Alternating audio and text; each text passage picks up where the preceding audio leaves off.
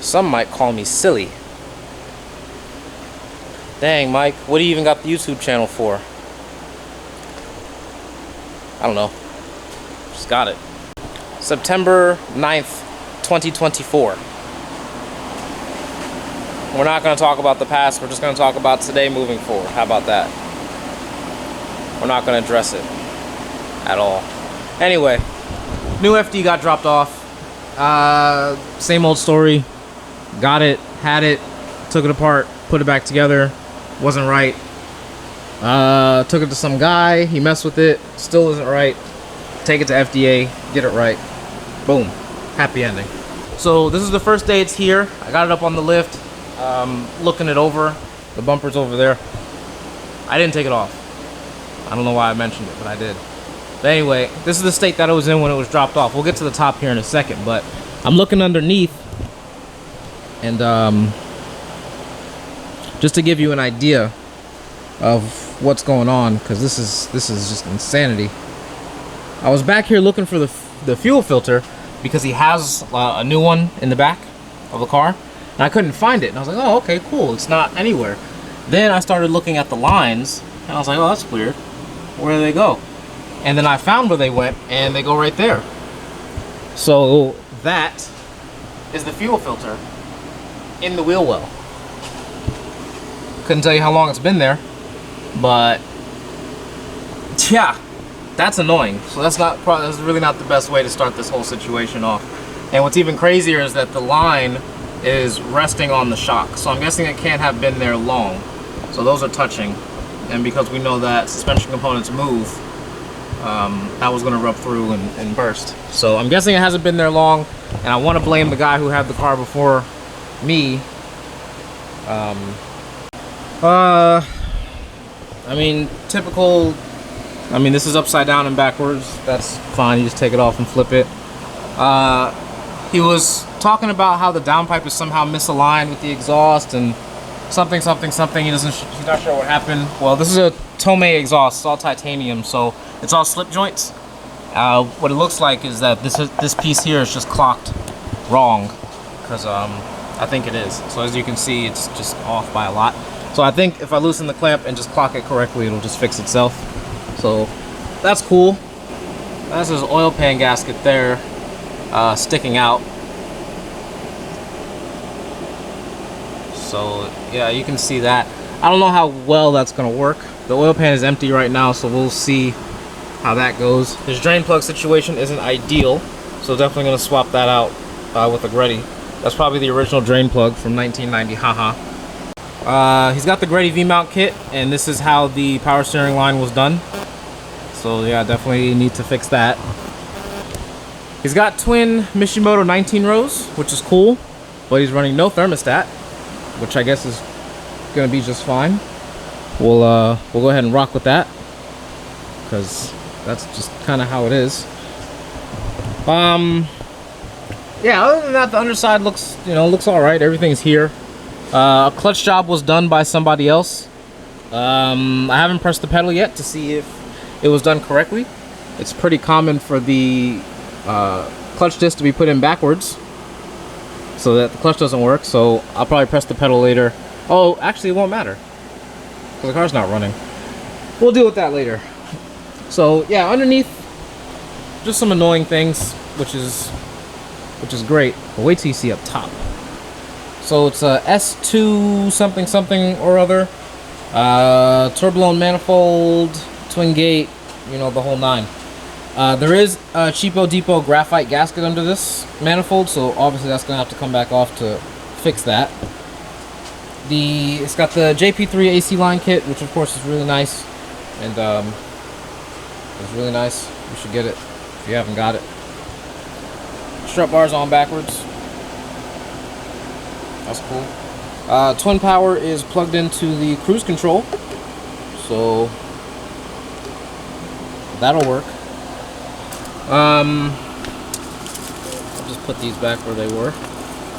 Let's see. Stock harness, which is coming out and getting replaced with a rye wire, so I don't really want to go over that, but it's not great. The water temp situation was attempted. not ideal. Looks like not great. This I think is for the AEM boost gauge that's in there. That's also not being used. Don't know what that's about. Maybe we'll find out when we put power on. Radiator hoses still need to be done. The oil return goes on the bottom, so that needs to be flipped around. This is the oil feed line. For whatever reason is coming off of the sandwich plate for the oil filter. And what's even crazier is there's a bolt in the proper oil feed port. Meanwhile, inside of the car is a bag with the oil feed fitting, not only for the turbo, but also for the block, along with a pre-made line.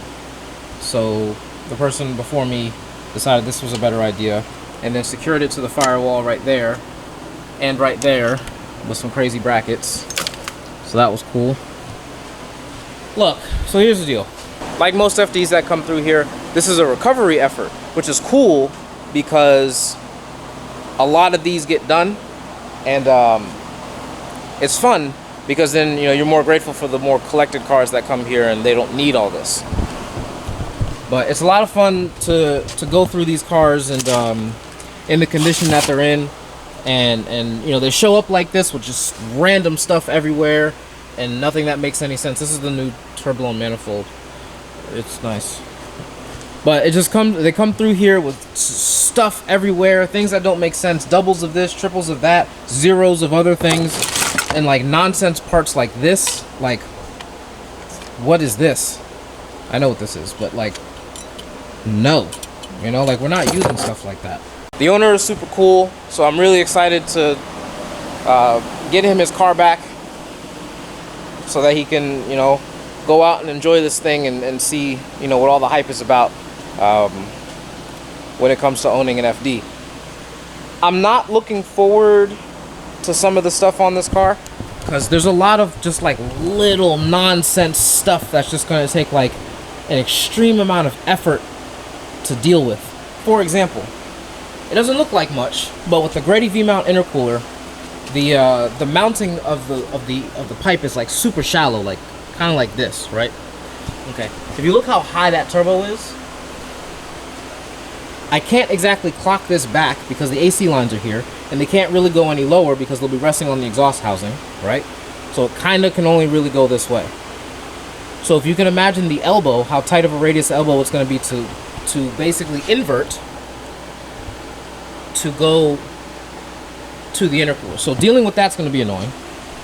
Fortunately, this side, of course, with the Grady kit is pre-made, so we don't got to worry about that. Putting the fuel filter where it's supposed to go is going to be annoying. Dealing with the harness, getting all the stuff together, doing the fuel lines. This is the kit. This fuel kit is from a shop that shall not be named, but this is how they send it with these barb fittings here. So you're supposed to slip a hose over this and then couple this to the factory lines. And if you look, it rests for the most part where the factory lines are. So you're supposed to just do that and then it adapts it. I'm not a fan of that at all. I get it for a DIY kit, that's great. But for a shop to actually put that out, with no good reason, that's all right. But for the sake of cost and for the sake of turnaround time and so on and so forth, I will adhere to the intent of the kit, which I'm not too happy about, but it is what it is. Batteries in the bin on this side. It has no circuit breaker, so this is just what looks to be a 4-gauge wire from here, routed any kind of way to the back bin with no breaker in between. It's just one live wire that goes over to the battery, so got to deal with that. It's a lot of little stuff, a whole lot of little stuff. I have a list somewhere, not this one, but I have a list somewhere. I'm going to check it twice. I'm going to update it. I'm going to write a bunch of things on it, and we're going to get this car knocked out. Even though everything is super annoying, it can be done in a fairly reasonable amount of time, pending parts, which at this stage it's not a whole lot of things. Really, it's not. So I think this car can get done relatively quickly, and it'll look pretty good, I think. it's still going to be what it is, but I think the finished product will be very nice. You know, he'll be able to turn the key, get in the car, have working AC, and live his best life and all that other kind of stuff. So look forward to that. Look forward to that. So it may or may not be a second video or a third video, or who knows. You know how good I am at this whole YouTube thing, so we'll see. But this is what we got. It's the next car. And then we got those two, Cam and Jake. This needs to go back to South Carolina. And you. This car's done. It runs. And then Chase. And then not to mention what's next door. So, but it's a lot better than it was. Put it like that. Getting cars in, getting cars out, getting people their stuff back. It's a good way to live life. So, yeah, anyway, keep up with that. If you don't want to watch the YouTube, which there may not even be anything to watch, you can check us out on Instagram. The story posts are like live every day. Story post, story post, story post, story post if you want to see something. So check that out. Full Detail Automotive. See you guys in the next thing that happens.